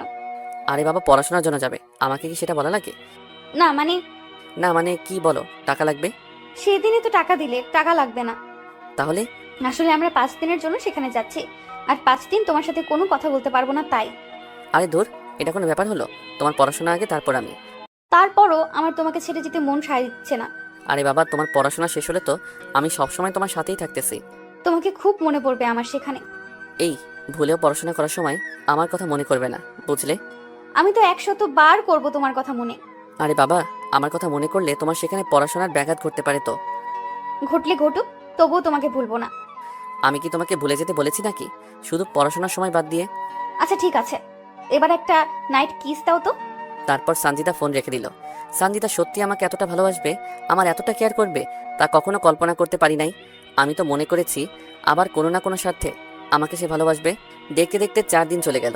এই 4 দিনে সানজিদা আমাকে ফোন দেয় নাই, আমিও তাকে কোনো ফোন দেই নাই। যদি তার কোনো সমস্যা হয় পড়াশোনা করতে, তাই দেয়নি ফোন। তো 4 দিনের সময় রাতে সানজিদা আমাকে ফোন দিল। এই শোনো, আজ রাতে গাড়িতে আমরা রংপুর যাচ্ছি, আর পরের মাসে 6 তারিখে বাড়িতে যাব। সত্যি তুমি আসবে? আমার পাগলটাকে যে অনেক দিন থেকে দেখি না। সত্যি বলতে তোমাকেও দেখার জন্য ভিতরটা কেমন যেন ছটফট ছটফট করতেছে। এইটাকেই বলে ভালোবাসা, বুঝলে? কেমন করে? তুমি যদি আমাকে ভালো না বাসতে, তাহলে আমাকে দেখার জন্য এত উতলা হতে না। আমাকে তুমি ভালোবাসো বলেই তো এমন করো, বুঝলে পাগল আমার? এবার বুঝেছি। আই ফোন রাখি, স্যার এসেছে। রংপুর পৌঁছে কথা হবে তোমার সাথে। আচ্ছা ঠিক আছে, আর হ্যাঁ, সাবধানে আসবে কিন্তু। সানজিদা ফোন রেখে দিল। আজ 4 দিন পর সানজিদার সাথে কথা বলতে পেরে কলিজায় পানি আসলো। আসলে সানজিদার সাথে কথা বলতে না পেরে খুব অস্বস্তি লাগছিল আমার। পরের দিন সানজিদা আবারও রংপুর আসলে আগের মতো আমাদের দুজনের কথা হতে থাকলো। সানজিদার ছুটি হলে সে বাড়িতে চলে আসলো। এসে আমার সাথে সে খুব ক্লোজভাবে চলাফেরা করা শুরু করলো। সানজিদা আমার সাথে এতটাই ক্লোজ হয়ে চলতেছে, নিজেকে কন্ট্রোল করে রাখাটা অনেক দায়। তো এভাবে প্রায় সপ্তাহ আমরা একসাথে চলাফেরা করেছি, অনেক জায়গায় ঘুরেছি। বিশেষ করে ছোটবেলায় যে জায়গাগুলোতে আমরা বেশি যেতাম, সেই জায়গাগুলো সানজিদা আমার এত কেয়ার করে যে মনে হয় সে আমার বিয়ে করা বউ। আমি সামান্য আঘাত পেলে অস্থির হয়ে যায় সানজিদা। সানজিদা ওর ওড়না দিয়ে বারংবার আমার শরীরের ঘাম মুছে দেয়। কোথাও খেতে গেলে আমাকে নিজ হাতে খাইয়ে দেয়। একটা আইসক্রিম দুজনে খাই, কোনো কোক বা ঠান্ডা নিলে সেটাও দুজনে একসাথে খাই স্ট্র দিয়ে। আমাকে নিয়ে ভবিষ্যতে কিভাবে সংসার করবে সব বলতেছে। আমাকে এমনভাবে সে ভালোবাসা শুরু করে দিয়েছে, আমি যদি ওকে ছেড়ে দেই তাহলে সে মরে যাবে এমন অবস্থা। আমাকে সবসময় তার দুহাত দিয়ে আমার হাত জড়িয়ে ধরে থাকে। তবে সানজিদা শহরে গিয়ে একটু ওয়েস্টার্ন ড্রেস পরা শুরু করে দিয়েছে। সে গ্রামেও এসব পোশাক পরে, তবে তার বাড়িতে থাকলে। এই, কালকে তো চলে যাচ্ছি আমি। কালকে চলে যাবা? আর কয়টা দিন থাকো না? আমিও তো চাই সব সময় তোমার সাথে সাথে থাকতে, কিন্তু পড়াশোনার কারণে পারি না তো। তাহলে আজকেই যাব। তুমি? যাবো, তবে তবে কি সানজিদা? তোমার কাছে একটা জিনিস চাইবো, দিবে আমাকে? কি জিনিস চাই তোমার? আজকে রাতটা তোমার কাছে চাই আমি। সানজিদা কি বলতেছো এসব তুমি? দেখো সানজিদা, বিয়ের আগে এসব করা হারাম, পাপ। আমি তোমাকে ভালোবাসি, তোমার শরীরকে নয়। আমি জানি এসব পাপ, কিন্তু তোমাকে কাছে পেতে চাই আমি। তোমাকে ছাড়া যে আমার চলে না, তোমাকে যে প্রতি মুহূর্তে মিস করি আমি। এতদিন বাইরে থাকি, তোমাকে ছাড়া থাকতে কষ্ট হয় আমার। তোমার স্পর্শ চাই আমি শামীম। দেখো সানজিদা, ধৈর্য ধরো। একদিন ঠিক আল্লাহ আমাদেরকে এক করে দিবেন। তুমি আমাকে একটুও ভালোবাসো না। এই পাগলি, কে বলেছে তোমাকে আমি ভালোবাসি না? তোমাকে তো আমি নিজের চেয়েও বেশি ভালোবাসি। যদি তাই হতো তাহলে আমার কথায় রাজি হয়ে যেতে। এসব করা ঠিক না সঞ্জিতা। ও বুঝেছি, আমি তো আবার খারাপ মেয়ে। আমার সাথে প্রেম করা যায় কিন্তু অন্য কিছু করা যায় না। এখন বুঝেছি এটা তোমার অভিনয় আমার সাথে। আমি তো খারাপ মেয়ে, তাই দয়া দেখিয়ে আমার সাথে এতদিন প্রেম ভালোবাসা করেছো তুমি। আমাকে কেনই বা তুমি আপন করে নিবে? তুমি তো আমার থেকেও ভালো মেয়েকে আশা করো। এই এসব পাগলের মতো কি বলো তুমি? তোমাকে ভালোবাসি, তোমার জন্য নিজের জীবন দিতেও রাজি আছি আমি। তাহলে রাজি হচ্ছ না কেন তুমি? তুমি না বললে আজকে চলে যাবে? তাহলে আমার সাথে থাকতে চাচ্ছ যে? সবাই জানবে আমি রংপুরে গেছি, কিন্তু রাতটা তোমার সাথে কাটাবো আর দুজনে রঙিন দুনিয়াতে হারিয়ে যাব। সকালবেলা তুমি আমাকে রংপুরে রেখে আসবে। আমি এসব পারবো না। আর আমি এখনো বড় আবার বাড়িতে থাকি, কেউ দেখলে বা জানলে সমস্যা হবে। বাহ, তাহলে তো ভালোই হলো। মানে? তোমার নতুন বাড়িতে আমাদের দুজনের বাসর হবে আর আমি নতুন বউ হয়ে তোমার বাড়িতে যাব, বুঝলে? তাহলে কেউ জানবেও না, শুনবেও না। না, আমি পারবো না তোমার সাথে এসব করতে। আমার কথায় যদি রাজি না হও তাহলে এখানেই নিজের ক্ষতি করে ফেলবো, বলে দিলাম। কি করবে তুমি? সঞ্জিতার সাথে সাথে একটা ব্লেড বের করলো আর তার হাতে হালকা টান দিল। ব্লেড হাতে টান দেওয়ার সাথেই সঞ্জিতার হাত থেকে রক্ত ঝরতে থাকলো। এই কি করতেছো তুমি এসব? ব্লেডটা এখনই ফেলে দাও বলতেছি। আমার কথায় রাজি না হলে আরো কি যে করব নিজেও জানি না। এবার সঞ্জিতার এমন কথা শুনে অনেকটা ভয় পেয়ে গেলাম। ওর হাতটাও আমাকে ধরতে দিতেছে না, আর ওর হাত থেকে রক্ত ফোটায় ফোটায় পড়তেছে। এমন দৃশ্য দেখে অনিচ্ছা সত্ত্বেও রাজি হয়ে গেলাম। আমি রাজি আছি তোমার প্রস্তাবে। প্লিজ এবার হাতটা কোনো কিছুতে বাঁধো। বলতে হবে না, সাথে স্যাবলন আর তুলো নিয়ে এসেছি। আমি সঞ্জিতার এরকম কাহিনী দেখে নিজেই অবাক। এই মেয়েকে সামান্য ভালোবাসা মানুষের সাথে রাত কাটাবে বলে কত কাহিনী না করলো সে। বুঝি না হঠাৎ আমার প্রতি তার এত ভালোবাসা কোথা হতে আসলো। যাই হোক, সেখান থেকে দুজনের বাড়িতে চলে গেলাম। সন্ধ্যার দিকে সঞ্জিতা ব্যাগ নিয়ে একাই চলে আসলো। আমি আমার অটোতে তুলে আমার নতুন বাড়িতে নিয়ে এলাম। রাত সম্ভবত 11টা হবে। তখন সঞ্জিতা আমাকে একটা উত্তেজনার ওষুধ খাওয়ালো, যাতে দীর্ঘ সময় ধরে দুজনে এনজয় করতে পারি। আমিও বাধ্য ছেলের মতো ওষুধটা খেয়ে নিলাম। পরের দিন সকালে চোখ মেলে দেখি অনেক সকাল হয়ে গেছে, আর সঞ্জিতা বিব্রস্ত অবস্থায় আমার বুকের উপর শুয়ে আছে। আমি হাত বাড়িয়ে টেবিল থেকে মোবাইলটা নিয়ে দেখি সকাল 10টা বাজে। তাই আমি সঞ্জিতাকে দ্রুত ডেকে তুললাম। আর একটু ঘুমাই না। এই 10টা বাজে, অনেক সকাল হয়ে গেছে, তোমাকে রংপুর যেতে হবে না? সঞ্জিতা ধরপর করে উঠে দেখে তার শরীরে কোনো পোশাক নেই, তাই সে বিছানার চাদরটা ওর গায়ে জড়িয়ে নিল। আমি অবাক দৃষ্টিতে সঞ্জিতার দিকে তাকিয়ে থাকলাম। সারা রাত কত অত্যাচার করলে, আর এখন এইভাবে আমার দিকে কি দেখো? না মানে আমার না কালকে রাতে কিছুই মনে পড়তেছে না। মনে পড়বে কি করে? যা যা করেছো না আমার সাথে, উফ বাবা, আর একটু হলে মরে যেতাম। এসব কি বলো তুমি? আর সত্যি বলতেছি, আমার কোনো কিছু মনে পড়তেছে না। কালকের ওষুধের গুণ ওটা, বুঝলে? যাও তুমি ফ্রেশ হও, আমি ড্রেস পরবো। তুমি গোসল করবে না? এমনিতেই সময় অনেক চলে গেছে, গোসল করার সময় নাই। হোস্টেলে গিয়ে গোসল করব। তাই বলে এই শরীরে যাবে তুমি? অত কথা বলার সময় নাই, যাও মুখ ধুয়ে আসো। রংপুর খাওয়া দাওয়া করবো, যাও তো। তাই বলে উফ, তুমিও না বেশি বেশি, যাও তো। আমিও ঘর থেকে বের হয়ে টিউবওয়েলে গিয়ে হাত মুখ ধুয়ে ঘরে এলাম। এসে দেখি সঞ্জিতা জিন্স টপস আর মাথায় ওড়না পেঁচিয়ে নিয়েছে। আমি অটো বের করে সঞ্জিতাকে অটোতে তুলে নিলাম। অটোতে করে সঞ্জিতাকে রংপুরে ওর হোস্টেলে দিয়ে আবার অটো নিয়ে চলে আসলাম। রংপুরেও আর কোনো খাওয়া হলো না, শুধু দৌড়ের উপরে রেখেছে আমাকে, কোথাও অটো দাঁড় করাতেও দেয়নি সঞ্জিতা। বাড়িতে আসার পর বড় আম্মার কাছ থেকে খাবার নিয়ে খেলাম। তারপর অটো নিয়ে বেরিয়ে পড়লাম নিত্যদিনের মতো। ভালোবাসা এমন একটা জিনিস, সেখানে বিশ্বাস আর ভরসা রাখা চাই, যা আমি সঞ্জিতাকে করি। সঞ্জিতা যাবার 20 দিন পর আমাকে ফোন দিল। তোমার জন্য একটা খুশির সংবাদ আছে। কি খুশি সংবাদ আছে? আমার লজ্জা করতেছে বলতে। আরে খুশি সংবাদ দিতে আবার লজ্জার কি আছে? এটা যদি তুমি বুঝতে তাহলে কখনো বলতে না। যদি লজ্জা করে তো বলার দরকার নাই। এই তুমি রাগ করো কেন? বলতেছি তো। তো বলো। তুমি বাবা আর আমি মা হতে চলেছি। কি? সত্যি বলতেছি, তুমি বাবা হচ্ছ। আমি? কেমন করে? সেদিন রাতের কথা ভুলে গেলে? তোমার আর আমার যা হয়েছিল তার ফল এটা। এটা কি করে সম্ভব? সব সম্ভব, বুঝলে? আর একটা প্রাপ্তবয়স্ক ছেলে মেয়ে যা করলে খুব দ্রুত হয়, তাই হয়েছে। তো তুমি আসো, আমরা বিয়ে করে নেই। আমি কালকে বাড়িতে যাইতেছি, তখন সব বিস্তারিত কথা হবে। ঠিক আছে তাহলে, ফোন রেখে দিলাম। কিন্তু আমি বুঝতেছি না এটা কেমন করে হয়। আমার তো মনেই হচ্ছে না সঞ্জিতার সাথে আমার খারাপ কোনো সম্পর্ক হয়েছে। যদি সঞ্জিতা অন্য কারোর সাথে এমন করে প্রেগনেন্ট হয়, তার দায়ভার আমার উপর চাপিয়ে দেয়। ছি ছি, এসব আমি কি ভাবতেছি? সঞ্জিতা এমন কোনো কাজ করবে না, কারণ সঞ্জিতা আমাকে ভালোবাসে, অন্য কাউকে না। আর সঞ্জিতা আমাকে মিথ্যা কথা কেনই বা বলবে? আমি জানি সঞ্জিতা আমাকে অনেক ভালোবাসে। পরের দিন আর অটো নিয়ে বাইরে গেলাম না। সারাদিন বাড়িতে ছিলাম, কিন্তু দিন গড়িয়ে সন্ধ্যা হলো। তবুও সানজিদা আসলো না। রাতে সানজিদা আমাকে ফোন করে আমার নতুন বাড়িতে যেতে বলল। আমি সেখানে গিয়ে দেখি সানজিদা আগে থেকে এখানে এসেছে। তুমি কখন আসলে? এই তো মাত্র আসলাম আমি। চলো আজকেই তোমাকে বিয়ে করব, আর আমাদের পবিত্র সম্পর্কের সন্তানকে সমাজের চোখে স্বীকৃতি দেই। না, তা আমি চাচ্ছি না। মানে? আমি এই সন্তান পৃথিবীতে আনতে পারবো না। কেন? দেখো শামীম, আমার নিজের ক্যারিয়ার এখন ঠিক হয়নি। এর মাঝে আমি এসব ঝামেলায় পড়তে চাই না। আরে বোকা, সমস্যা কি? আমি তো আছি। যতদিন তোমার ক্যারিয়ার ঠিক না হয় ততদিন তোমাকে চালাবো। সেটা বড় কথা নয়। আমরা যতই বিয়ে করি না কেন, আমার পেটের সন্তান তো নাজায়েজ। কি বলো এসব তুমি? ঠিক কথাই তো বলেছি, কারণ আমরা বিয়ের আগে শারীরিক সম্পর্কে নিজেদেরকে জড়িয়েছি। এখন যতই বিয়ে করি না কেন, আমাদের পেটের সন্তান কিন্তু নাজায়েজ, বৈধ হবে না। আমি অত কিছু বুঝি না। আমার সন্তানকে আমি পৃথিবীর আলো বাতাস দেখাতে চাই। আমি সেটা কোনোভাবেই পারবো না শামীম। সবাই জানাজানি হলে আমাদের সন্তানকে সবাই নাজায়েজ সন্তান বলবে। আমি মা হয়ে তা সহ্য করতে পারবো না। কেউ জানলে না বলবে। এখন তো মানুষ বিয়ের বছরের মধ্যেই বাবা মা হয়ে যায়, আর আমাদের না হয় তাই হবে, সমস্যা কি? তুমি বুঝতে পারতেছো না আমার বন্ধু বান্ধবী ওরা কি ভাববে, আমার মেডিকেল টিচার ওনারা কি ভাববে, আমার পরিবার। বোঝার চেষ্টা করতেছো না কেন তুমি? তো এখন কি করতে চাও তুমি? অ্যাবর্শন করতে চাই আমি। এটা করা কি ঠিক হবে? একটা নিষ্পাপ শিশুকে মেরে ফেলবে যে কিনা এখনো পৃথিবীর আলো বাতাস দেখলো না। তুমি যদি মেয়ে হতে তাহলে বুঝতে কেন এমন কঠোর সিদ্ধান্ত নিতেছি। আমারও তো ইচ্ছে করে আমার সন্তান বেঁচে থাকুক, কিন্তু ঠিক আছে, যা করলে তোমার ভালো হয় তাই করিও। কিন্তু একটা সমস্যা হয়ে গেছে। কি সমস্যা? আমার কাছে কোনো টাকা নাই, কিভাবে অ্যাবর্শন করাবো? কত টাকা লাগবে? এই 20,000 টাকা হলে হবে। অ্যাবর্শন করতে 20,000 টাকা লাগে? তা তো আগে কখনো শুনিনি।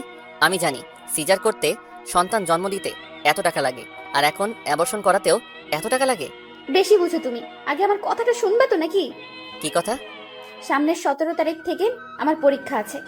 আমি যদি কালকেও অ্যাবর্শন করি তাহলে প্রথম পরীক্ষা আমি দিতে পারবো না। তার মানে সে পরীক্ষাতে আমি ফেল করব। তাই ফেল যেন না আসে, তাই টাকা চাচ্ছি যাতে পাশ করতে পারি আর ডাক্তার হতে পারি। তোমাকে যেন আর কোনো কষ্ট করা না লাগে, আমিও তোমাকে দ্রুত বিয়ে করে সংসার করতে পারি। ও, এবার বুঝেছি। তুমি থাকো, আমি বড় আম্মার কাছ থেকে টাকা নিয়ে আসি। সেখান থেকে আমি বড় আব্বার বাড়িতে আসলাম, তারপর বড় আম্মার কাছ থেকে টাকা নিলাম। তখন বড় আম্মা বলতেছে, বাবা, তুই এত টাকা নিয়ে কি করিস? একজনকে দিব। জুয়া টুয়া খেলিস না তো? সেদিনই 30,000 টাকা নিলি, আজ আবার 20,000 টাকা নিলি। এভাবে টাকা নিলে কিভাবে কি করবি তুই? আরে বাবা, টাকা তো আর নষ্ট হচ্ছে না, আমি একটা ব্যাংকে রাখতেছি, বুঝলে? তুই যা ভালো বুঝিস বাবা। বড় আমার কাছ থেকে টাকা নিয়ে এসে সানজিদার হাতে দিলাম। তারপর সানজিদা সেই রাতেই আবার চলে গেল। সে নাকি কাল সকালে অ্যাবর্শন করবে। আমি যেন তাকে 3 দিন ফোন না দেই। সে নাকি সে সময় খুব অসুস্থ থাকবে। সানজিদা চলে যাওয়ার পর সানজিদার সাথে আমার 3 দিন কোনো কথা হয়নি। 3 দিন পর সানজিদা নিজেই আমাকে ফোন দেয়, কথা হয়। তো এভাবে চলতে থাকে আমাদের প্রেম ভালোবাসা। তো সেদিন আমি আবারও রংপুর দোকানের মাল কিনে আনার জন্য গেলাম।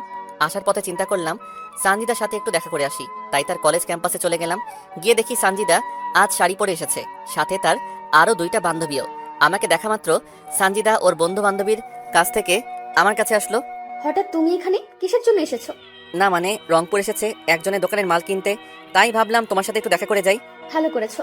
তোমার ক্লাস নাই, আর এরকম সেজে কলেজে এসেছো কেন? ক্লাস শেষ করেছি আর বন্ধুরা সহ একটা পার্টিতে যাব একটু পরে। পড়াশোনা বাদ দিয়ে পার্টিতে কি তোমার? আরে বাবা, এটা কোনো বাজে পার্টি না, আমাদের এক বান্ধবীর বিয়ের রিসেপশনের পার্টিতে যাচ্ছি, বুঝলে? ও, এবার বুঝেছি। আমাকে কি বিশ্বাস হয় না? কি যে বলো না তুমি, তোমাকে আমার বিশ্বাস হবে না? তাহলে এভাবে বলো কেন? আর এভাবে বলবো না। আমাদের কথা শেষ হয়নি, একটা ছেলে বাইক নিয়ে সরাসরি আমাদের কাছে আসলো, আর এসে সানজিদাকে বলল তার বাইকে উঠতে। ছেলেটা দেখতে অনেক সুন্দর আর হ্যান্ডসাম, ড্রেস আপও বড় লোক বাবার ছেলের মতো। যে কোনো মেয়ে তার প্রেমে পড়তে বাধ্য হবে, আর তার কথা বলার ধরন দেখলে মনে হবে যেন তার কথায় মিষ্টি মিশানো। আচ্ছা শামীম, তাহলে তুমি বাড়িতে যাও, আমি এবার পার্টিতে যাই, এমনিতেই অনেক দেরি হয়ে গেল। তারপর সানজিদা ছেলেটার বাইকে করে চলে গেল। হতে পারে ছেলেটা সানজিদার বন্ধু, তাই হয়তো সানজিদা তার সাথে গেল। আমি আর কোনো কিছু না ভেবে বাড়িতে চলে আসলাম। যার মাল কিনতে গেছিলাম তাকে তার মাল বুঝিয়ে দিয়ে ভাড়া নিয়ে নিলাম। একা আছি, পাশে কেউ নাই, আর খবর নেবেই বাকে। একাকিত্ব বড় যন্ত্রণাদায়ক, তবুও আপনাদের একটু মন ভালো রাখার জন্য পর্ব দিলাম। জানি না কবে এসব ভোগান্তি থেকে বের হব। সত্যি ডিপ্রেশন মানুষকে মৃত্যুর দিকে নিয়ে যায়। তো হঠাৎ একদিন সানজিদার বাবা আমার অটোতে করে কিছু মালামাল তার বাড়িতে নিয়ে গেল। তো সেই মালামালগুলো আমি তাদের বাড়ির ভিতরে ঢুকিয়ে দিতেছি। যখন শেষবার তাদের বাড়িতে ঢুকবো, হঠাৎ অনেকগুলো মেয়ের হাসির আওয়াজ আমার কানে আসলো। আমার মন বলতেছে সানজিদা বাড়িতে এসেছে, তা না হলে এত মেয়ে তো এদের বাড়িতে আসার কথা না। কৌতূহল বশত আমি সেই হাসির আওয়াজের দিকে এগিয়ে যেতে থাকলাম। তখনও আমার কাঁধে সানজিদার বাবার কেনা চাউলের বস্তা। তখন আমি উকি মেরে দেখতে থাকলাম সানজিদা আছে কিনা। আমি উকি দিয়ে দেখি সানজিদা একটা ছেলেকে জড়িয়ে ধরে আছে, আর ছেলেটা কেউ নয়, সেদিনের বাইকের ছেলেটা। এবং তার বান্ধবীরা নানা রকম কথা বলতেছে। তোর সাথে রাপি ভাইয়াকে সেই মানিয়েছে। দেখতে হবে না পছন্দটা কার। তো ভাইয়ার সাথে কি বিয়ে দেবে তোর বাবা? আরে দিবে না কেন, তাছাড়া আপু আছে না। আপু কি করবে আবার? এ তো আপুর দেবর, বুঝলি। শালিকারা, তোমরা কোনো চিন্তা করো না, আমরা তার সবকিছু প্ল্যান সাজিয়ে রেখেছি। কি প্ল্যান ভাইয়া? আরে আমরা কোর্ট ম্যারেজ করে রাখবো, পরে না মেনে নিলে আমরা পালিয়ে যাব। আর সানজিদা তো ডাক্তারি পড়ছেই, আমাদের কোনো সমস্যা হবে না। এর মাঝে সানজিদার রাব্বিকে ডাক দিলে রাব্বি সেখান থেকে চলে যায়। তখন সানজিদার সেই বান্ধবী, মানে যার কথাতে সানজিদাকে মেনে নিয়েছিলাম, সে বলতেছে, সানজিদার শামীম ভাইয়াকে কি এভাবে ঠকানো ঠিক হচ্ছে তোর? দেখ সরভি, ঠিক না ভুল তা জানি না, তবে আমার রাব্বিকে চাই। তাছাড়া আদ্রিয়ান আমাকে ধোকা দেওয়ার পর এই রাব্বি আমাকে সঙ্গ দিয়েছে। আর শামীম ভাই? ওটা ছিল মাত্র একটা সাপোর্ট। কারণটা হলো আদ্রিয়ানের সাথে আমার ফোনে ঘন্টার পর ঘন্টা কথা বলার অভ্যাস ছিল, তাই সেই ঘাটতিটা শামীমকে দিয়ে পূরণ করেছে। তাহলে শামীমের কাছ থেকে যে টাকাগুলো নিতি?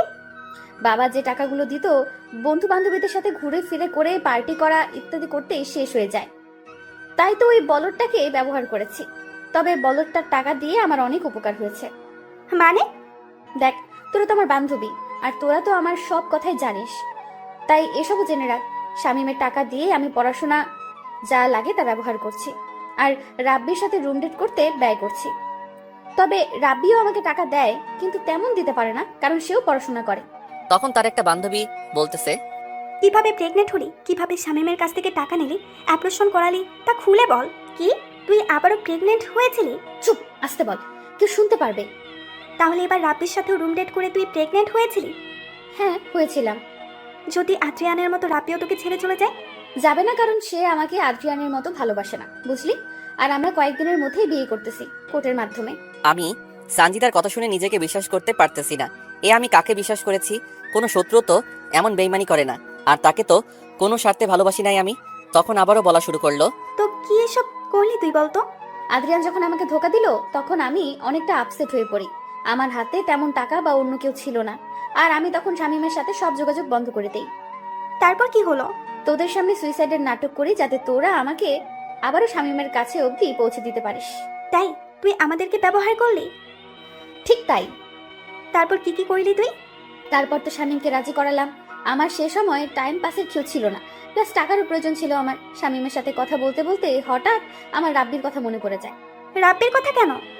আরে বলতেছি তো, আমার আপুর যখন বিয়ে হয় সে সময় রাব্বি আমাকে প্রপোজ করে, আর আমি তাকে ঝুলিয়ে রাখি। আদ্রিয়ান আমাকে ছেড়ে দেওয়ার পর আমি রাব্বির সাথে যোগাযোগ করি, আর রাব্বিও রাজি হয়ে যায়, কিন্তু আমার তেমন একটা কথা বলতো না, তাই আমি রাব্বির সাথে প্রেম আর শামীমের সাথে অভিনয় করি। আর তুই প্রেগনেন্ট হলি কি করে? রাব্বি তো পড়াশোনা নিয়ে ব্যস্ত থাকে, আর দেখতে অনেক সুন্দর, বাবার টাকা পয়সা গাড়ি বাড়ি আছে, আর রাব্বির সাথে অনেক মেয়ের সুসম্পর্ক, তাই আমি রাব্বিকে নানা রকম অজুহাত দেখিয়ে রাজি করাই। কিন্তু তখন সে হোটেলে রুম ভাড়া নিবে, টাকা নাই, তাই বুদ্ধি করে শামীমের কাছ থেকে টাকা নিই, আর শামীমকে বলি আমি 5 দিনের জন্য কক্সবাজার যাচ্ছি পড়াশোনার জন্য। সেখানে গিয়ে আমি আর রাব্বি রুম ডেট করি, আর আমাদের সেই সময়কার কিছু ভিডিও আর পিক তুলে রাখি, যাতে রাব্বি আমাকে ছেড়ে না যায়। একেই বলে ধোকা খেলে অন্যকে কিভাবে ধোকা দিতে হয়। তারপর কি করলি? সেখান থেকে রংপুর আসার কিছুদিন পর জানতে পারি আমি আবারও প্রেগনেন্ট, তাই বুদ্ধি করে বাড়িতে চলে আসি, আর শামীমের সাথে এমন ভাবে মিশি যেন সে আমাকে কাছে পাওয়ার জন্য পাগল হয়। কিন্তু শালা বোকা, কিছু কাজের না, তাই আমি তার সাথে শারীরিক সম্পর্ক করার জন্য বলি। পরে রাজি হলে তাকে ঘুমের ওষুধ খাওয়াই, আর সে কিছু জানে না। পরে কি হলো? পরে তাকে ফোন করে বলি আমি প্রেগনেন্ট আর সে বাবা হতে যাচ্ছে। সে শুনে তো খুশিতে পাগল হবার অবস্থা।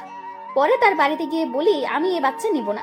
তার সে কি কান্না, আর পারে না পায়ে পড়ে। পরে শামীমকে বুঝিয়ে সুঝিয়ে রাজি করাই, আর এবসন করার কথা বলে আরো 20,000 টাকা নেই। আর রাব্বি জানে শামীমের সাথে আমার প্রেমের অভিনয়ের কথা। শামীম ভাইয়ের সাথে এসব কেন করতে গেলি? কেন তার জীবনটা নষ্ট করতে গেলি তুই? তোর জন্য তো সে অনেকটা পাগল। তোর সবকিছু জানার পরেও তো তোকে আপন করে নিয়েছিল। কোন মেয়েটা টাইম পাস না করে? সবাইকে এক ভাবিস না। আরে রাগ করিস কেন?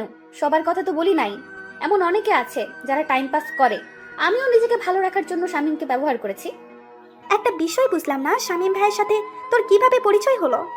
দুজনে একসাথে একই স্কুলে কলেজে পড়েছি, সেখান থেকে পরিচয়। সত্যি বলতে তার সাথে কোনো সম্পর্ক করার ইচ্ছা ছিল না। তাহলে ও খুব ভালো ছাত্র ছিল, আর আমি পড়াশোনা তেমন পারতাম না, তাই তাকে ব্যবহার করেছি। আর এমন ভাবে তার সাথে কথা বলেছি আর মিশেছি, মনে হবে তাকে ছাড়া আমি অচল। আর যখন দেখলাম আমার জন্য শামীম সব করতে পারে, সব করতে প্রস্তুত, তখন তো নিজেকে ধন্য মনে করা শুরু করলাম। আর তাকে দিয়ে কত টাকা হাতিয়েছি তার হিসাব নেই। এতে আমার পড়াশোনার হাত খরচ, পোশাক, চলাফেরা করা খুব ভালো হয়েছে। একটা এতিম গরিব ছেলের সাথে এসব করা কি তোর ঠিক হয়েছে? যদি শামীম জানতে পারে বা তার নিজের কোনো ক্ষতি করে? জানতে দিলে না জানবে, রাব্বিকে বিয়ে করে ওকে বলবো বাড়ি থেকে জোর করে বিয়ে দিয়ে দিছে, বাস শেষ, ইচ্ছা খতম। এগুলো করা ঠিক হচ্ছে তোর, সঞ্চিতা? এই বেশি কথা বলিস না তো, তোদের জন্য রাব্বির সাথে একান্ত সময় কাটাতে পারতেছি না। তার চেয়ে বরং রাব্বিকে নিয়ে শামীমের বাড়ি গিয়ে একটু মজা করি। আমি সানজিদার এমন সব কথা শুনে কাঁধ থেকে চাউলের বস্তা নিচে ফেলে দিলাম। আমি ভাবতেও পারতেছি না এত বড় বেঈমান মানুষ কেমন করে হয়, এত সুন্দর অভিনয় মানুষ কেমন করে করতে পারে। হঠাৎ সানজিদার বাবা আমাকে বলে তার আরো কিছু নিয়ে আসা লাগবে। আমি সানজিদার বাবা সহ আবারও বাজারে গেলাম। বাজারে যাওয়ার পর সানজিদা আমাকে ফোন দিল। কেমন আছো তুমি? এই তো বাইরে আছি। আমি তোমার বাড়িতে আছি, কিছুক্ষণ পর আসো, ঠিক আছে? ঠিক আছে। তারপর সানজিদার বাবা আরো কি কি যেন কিনলো, সেখানে আরো সময় ব্যয় হলো। সেগুলো নিয়ে তার বাড়িতে দিয়ে আমি আমার নিজের বাড়িতে গেলাম। বাড়ির ভিতর ঢুকে দেখি দরজা খোলা। আমি একটু এগিয়ে গিয়ে দেখি রাব্বির ছেলেটা সহ সানজিদা শারীরিক সম্পর্ক করতেছে। এবার আর নিজেকে ধরে রাখতে পারলাম না। এবার সানজিদাকে উচিত শিক্ষা দিতে হবে আমার। রাব্বির সাথে যৌনতা শেষ হলে রাব্বি সানজিদাকে বলতেছে, বলে না তো এটা কার বাড়ি? আমার স্কুলের একটু বন্ধুর বাড়ি, আমার সাথে পড়াশোনা করতো। এবার তুমি যাও, ও এসে এভাবে তোমার সাথে দেখলে সমস্যা হবে। তারপর রাব্বি ঘর থেকে বের হলো। আমি আড়ালে চলে গেলাম, আর সানজিদা মাটিতে পড়ে থাকা কাপড় তুলে পড়তে লাগলো। আমি সেই সময় ঘরে ঢুকলাম। আমাকে আচমকা দেখে সানজিদা ঘাবড়ে গেল আর ঘামতে লাগলো।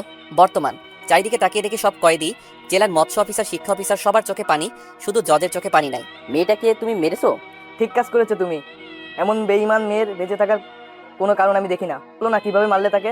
তাহলে শুনুন অতীত। আরে এই শীতের মধ্যে তুমি এভাবে ঘামতেছো কেন? কই ঘামতেছি আমি? এই দেখো তোমার কপালে ঘাম। সানজিদা সাথে সাথে আমাকে জড়িয়ে ধরলো। আমিও এই সুযোগে সানজিদাকে বিছানায় ফেলে দিলাম আর ওর ওড়না বুক থেকে নিয়ে ছিঁড়ে দুই ভাগ করলাম। এক অংশ দিয়ে ওর দু হাত বাঁধলাম আর এক অংশ দিয়ে ওর দু পা বাঁধলাম। তারপর অন্য ঘর থেকে রশি এনে দুই হাত দুই দিকে ছড়িয়ে খাটের সাথে বাঁধলাম আর দুই পা দুই দিকে দিয়ে বেঁধে ফেললাম। এই তুমি আমাকে এভাবে বাঁধলে কেন? আর আমার ওড়নাই বা কেন ছিঁড়ে ফেললে? জানেমান সেদিন রাতে কি করেছি তা আমার মনে নাই, কিন্তু সেদিন রাতের মনে না থাকা কাজটা আজ করব। তাই বলে এইভাবে বেঁধে কেউ এসব কাজ করে? আমি তোমার প্রেমিকদের মতো করে ওসব করব না, একটু অন্যরকম ভাবে করব। ঘর থেকে বের হয়ে রান্নাঘরে গিয়ে একটা রামদা লবণ আর শুকনা মরিচের গুঁড়া নিয়ে আসলাম। এসব কেন নিয়ে আসলে তুমি? চুপ কর, তোর জন্য আজ আমার করুণ অবস্থা। এই তোর কি ক্ষতি করেছি আমি? কেন আমার সাথে বেইমানি করলি তুই? মানে? তুই যদি আমাকে ভালো না বাসবি তাহলে কেন এমন অভিনয় করলি তুই আমার সাথে? তোর যদি অন্য ছেলেকে ভালো লেগে থাকে তাহলে কেন আমাকে তোর জীবনে জড়ালি? এসব কি বলো তুমি? আমি তখন তার বাড়ির সব কথা বলে দিলাম। এসব শুনে সানজিদা ভয় পেয়ে গেল। জানেমান যত কষ্ট আমাকে দিয়েছিস তার চেয়ে হাজার গুণ কষ্ট তোকে দিব আমি। কি করবে তুমি? তুই শুধু দেখো আর চিৎকার করো। আর কোনো কিছু বললাম না। আমি বিছানায় উঠে ওর গায়ের সব কাপড় খুলে ফেললাম। তারপর রামদা দিয়ে ওর স্তন কেটে ফেললাম। সাথে সাথে সানজিদা বিলাপ করে কাঁদতে থাকলো। আমি এবার লবণ আর মরিচের গুঁড়া সেখানে দিয়ে দিলাম। তারপর তার হাত কাটলাম, মানে শরীর থেকে আলাদা করে দিলাম। তারপর তার যৌনাঙ্গে রাম দিয়ে 3-4টা কোপ দিলাম। গলা কাটা মুরগির মতো ছটফট করতে থাকলো। সেখানেও লবণ আর মরিচের গুঁড়া দিয়ে দিলাম। আমার খুব কষ্ট হচ্ছে, তার চেয়ে আমাকে একেবারে মেরে ফেলো, আমি আর সহ্য করতে পারতেছি না। ঠিক এইরকম ঝড় আমার বুকে হচ্ছে। তোর জন্য কি করি নাই? তোর জন্য নিজের ক্যারিয়ার, সংসার নষ্ট করেছি। তোর জন্য নিজেকে শেষ করে ফেলেছি। এইটুকু স্বার্থ নিয়ে তো তোকে ভালোবাসি নাই, এমনকি তোর শরীরটাকেও না। তাহলে কেন আমার সাথে এত বড় প্রতারণা করলি? তুই ভালো করে জানিস তোকে কতটা ভালোবাসি। তোকে পাবার জন্য আমি কি কি না করেছি। সেই ছোটবেলা থেকে তোর সব চাহিদা আমি পূরণ করেছি। তার বিনিময়ে কি দিয়েছিস আমাকে? আমাকে মেরে ফেলো, আমি আর সহ্য করতে পারতেছি না। এমন যন্ত্রণা আমার কখনো হয়নি। এই চুপ, কোনো কথা বলিস না। তোর না শরীরের উত্তেজনা বেশি, তা আরো বাড়িয়ে দিব আমি। কিন্তু না, সানজিদা চিৎকার করতেছে, এত জোরে চিৎকার করতেছে যে আশেপাশের মানুষ শুনতে পাওয়ার অবস্থা। তাই আমি রামদা দিয়ে ওর জিভটা কেটে সেখানেও লবণ আর শুকনা মরিচের গুঁড়া দিলাম। মনে আছে তুই বলেছিলি না আমার বুকে মাথা রেখে তুই ঘুমাবি? আয় তোকে আজ ঘুম পাড়িয়ে দেই। তার আগে বলতো আদ্রিয়ান আর রাব্বি তোকে কথায় কথায় স্পর্শ করেছে? ও তুই তো বলতে পারবি না। তার আমি রামদা দিয়ে সেসব জায়গা কেটে দিয়ে তোকে পবিত্র করে আমার বুকে রেখে তোকে ঘুম পাড়িয়ে দেই। তারপর রামদা দিয়ে তার কপাল থেকে পা পর্যন্ত এমনভাবে কেটেছি যা বাংলাদেশের ইতিহাসে এমন করে কাউকে মেরেছে কিনা জানি না। আমি এবার সানজিদার দুপা কেটে ফেললাম। তখন অবধি সানজিদার দেহে প্রাণ ছিল। শেষে সানজিদার পেটে কয়েকটা কোপ দেই, আর সাথে সাথে সানজিদাকে আমার বুকে জড়িয়ে ধরি, আর সেখানে সে শেষ নিঃশ্বাস ত্যাগ করে। সানজিদাকে এত যন্ত্রণা দিয়ে মেরেছি যা ভাষায় বলে বোঝাতে পারবো না। তাকে তো আমি ভালোবাসতাম, আমাকে বললে তো তার জীবন থেকে সরে যেতাম। কেন সে বারবার আমার সাথে ছলনা করলো? কেন বেইমানি করলো সে? আমি তো কোনো স্বার্থ নিয়ে তাকে ভালোবাসি নাই। অনেকক্ষণ সানজিদার দিকে চেয়েছিলাম, তারপর নিজেই 999 কল দিয়ে বলি, আর কিশোরগঞ্জ থানা থেকে পুলিশ এসে এসব দেখে ভয় পায়, তারপর আমাকে নিয়ে থানায় যায়। বর্তমান সবাই এবার ভয়ের চোখে আমার দিকে তাকিয়ে আছে, আর সবাই অনেক দূরে দূরে চলে গেছে। কিছুক্ষণ আগেও আমার জন্য যাদের চোখে পানি ছিল, এখন আমাকে দেখে তারা ভয়ে কাতর। তুমি কি মানুষ? এভাবে কেউ কাউকে এত কষ্ট দিয়ে মারে? জজ সাহেব, শামীম সত্যি কি অপরাধী? মানুষ মেরে ফেলার মতো পাপ আর হয় না। সে দুনিয়াতে যেমন সবার চোখে নিকৃষ্ট হয়, পরকালে তাকে জাহান্নামে থাকতে হবে। আমি নিজেও বলতে পারবো না সত্যি কি অপরাধী শামীম। তারপর আর কি, যা রায় ছিল তাই হয়েছে। সত্যি কি অপরাধী আমি? সবাই 5 ওয়াক্ত নামাজ কায়েম করি এবং সাবধানতা অবলম্বন করি।